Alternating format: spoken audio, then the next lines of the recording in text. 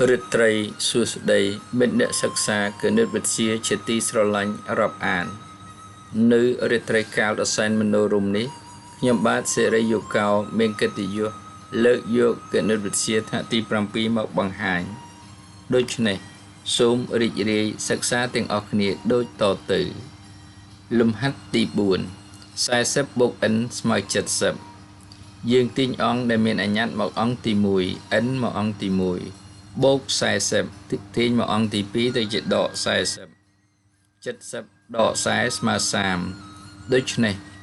n ស្មើ30ជាឫសនៃសមីការលំហាត់ទី5 y ដក14ស្មើ19យើងទាញអង្គដែលមានអញ្ញត្តិមកអង្គទី1 y នៅអង្គទី1ស្រាប់ចំណែកដក14មកអង្គទី2ទៅជាបូក14 19បូក14ស្មើ33ដូច្នេះ y ស្មើ33ជាឫសនៃសមីការលំហាត់ទី6 m + 1.2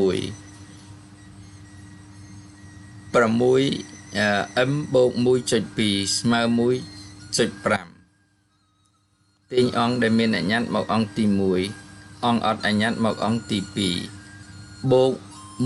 1.2 ទាញមកអង្គទី2ទៅជាដក 1.2 1.3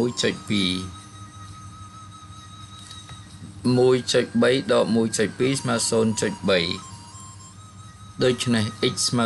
0.3 ជាឫសនៃសមីការធ្វើការពេលថ្ងៃដើម្បីចិញ្ចឹមគ្រួសារ